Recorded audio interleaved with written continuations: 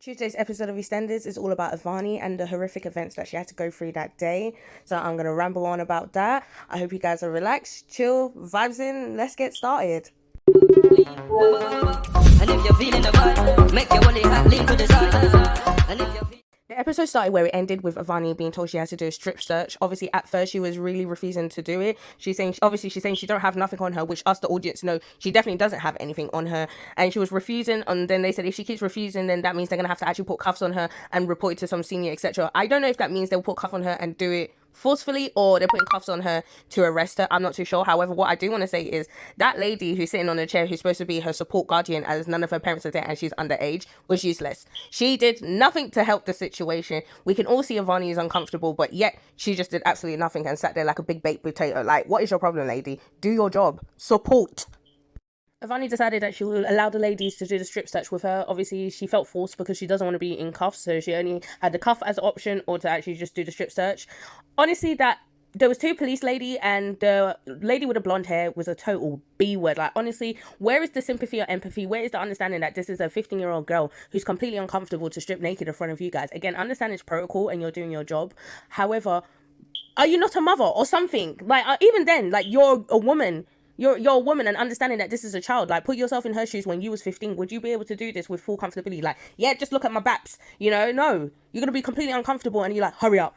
Like, who are you talking to? So the other lady with the black hair, she did try to be sympathetic and say, like, we can try and call your parents again, or, but Ivani didn't want to do any of that. And that was another thing with Ivani. She just didn't want to get no one involved and none of her parents and stuff. I'm not sure if it's because she was ashamed of what's happening or it's because she just wants to be a tough girl. I'm not sure. But what I do know is, me personally, in the past, boy, I would tell my mom instantly. I'll be calling her on my own phone, like, yo, this is happening. You better come down here now because you need the support. You need someone to help you. No, I would not talk to my mom like that. I'm actually, I'd be like, mommy, this is happening to me.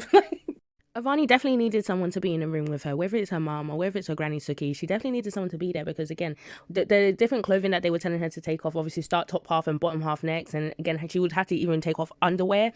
It's just too much for a 15-year-old girl to experience. Even though it's female officers that's doing the search, it's still a lot. Just stranger random people having a look at your body at such a young age, and you yourself is not even comfortable in your own skin. Well, I wasn't when I was that age. I'm sure a lot of teenagers was experiencing that, obviously, because, with the whole body change, etc. And when the lady was asking to lift up her arm so she can see under her breast, or for her to bend over so she can see between her bum, it was just like, I can imagine she felt ashamed and embarrassed and even confused. Like, I could think there was so much emotions going through this poor little girl's head, and she had no one to support her through this ordeal. Poor thing. You can see on the officer's face, the one with the black hair, that she just felt completely uncomfortable. There were some moments where most moments she was just turning her face or not looking for long. Again, she has to do her job, but at the same time she doesn't want to. You can tell she's completely uncomfortable, again, because this is a child. But the lady with the blonde hair, oh my god, she didn't give two Fs. She didn't give two like, she really didn't. At this point, she's just saying, I'm doing my job and I think you're a criminal, and that is it. How she treated Ivani was just like, she is one criminal and that is it. And her does stink. That's basically how she treated her, which was just disgusting.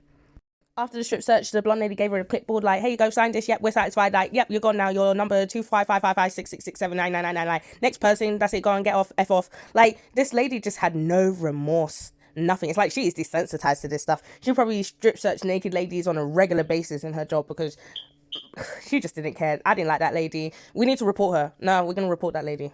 So Suki came to the police station as Jean did notify her what was going on, and Ivani is still in the station. Suki came there instantly. Her question was to Ivani, what did you do? Anyway, the guy came and spoke to her, explained to her what happened and stuff. Like, the drugs was on the floor, but it was by Ivani's feet, is why they took her to the station. And because she gave them attitude was the word, also lip and sarcasm, they decided to strip her, do a strip search because they have a suspicion that she may have more drugs on her. So once Suki went and put all those words in her head and then calculated what the person said, it was like, wait, hold on. So you saw there was drugs by her feet. You didn't see the drugs on her, nor did you see in her hands, nor did you see her drop it. You just saw it by her feet, and you decided to take her into the station. And not only that, you strip searched a 15-year-old child with no actual family member or adult supervision with you on a mistake, because she had nothing on her. So this situation was a mistake. The way Suki was ready to pop off, I would have too if that was my child. I would have popped off. However, Ivani was like, no, don't, just leave it. She wants to go. And again, I'm assuming this is just because of the embarrassment and the shame and having to strip naked and just so much emotions going through her. She just wants to go home and probably lay in her bed and act like nothing happened, because that's what teenagers like to do. They like to shove trauma at the back of their head as much as possible until it blows up. So they finally got home, but just before they come out the car to go into the house, Suki did say like she wanted to have a word with Avani to see if Avani would at least express herself to just talk about what happened, because she can clearly see in Avani's face that she's actually traumatized. Of course, Avani didn't want to have a conversation, nor did she want to speak about it. She just left it alone. Plus, Eve called Suki on this, oh, how is my sexy woman vibes, and not only that was like, Avani, I'm sorry, but I'm extremely attracted to your grandma. Like, girl, no one wants to hear that about their grandparents. Don't do that, Eve. Know your place and stay in your lane. So just before she got in the house, Amy saw her. Amy went to go and consult Avani just to check on her, how she's doing. Avani said, why don't you just go away and cut yourself? Like, I was like, oh, out of line, girl, out of line. Let's not normalize you being upset, and because you're upset, you say the most cruelest thing to people. Like, I'm so tired of people like that. Honestly, I just experienced it recently, so it's a bit traumatic to me. But because you're upset, it doesn't mean you can verbally abuse anyone. Breathe or say, leave me alone at the moment, I'm not in the mood, and go on about your business. That's the best. Don't say the most horrible thing you can think of just because you're upset, and it'll probably make you feel better. I didn't like that for Avani. I get it, you went through something, but there was no need to say that to Amy. Bang, out of order. The scene between Avani and Priya was quite interesting. Avani came in and asked her, did you not see your phone ringing? She said, yeah, but I don't answer private calls. Why? Was it the school? Because I thought you sorted out the school as you was bunking off. Anyway, Avani was like, okay, did you cook? Did you make dinner? She's like, oh, no, I forgot dinner. You can have Chinese. There's leftover Chinese from yesterday. And she's like, okay, so I'm just having leftovers for dinner. So obviously, Avani's already upset and experienced a lot already, so she's just not in the mood for her mum, basically. Then after that, she went on to question her motherhood, like question her mum's motherhood. She just didn't understand why her mum can't be like other mums. She's like, why don't you cook dinner? Why don't you make food? And like Priya's being defensive slightly, like, I do cook dinner. She's like, oven food is not cooking dinner.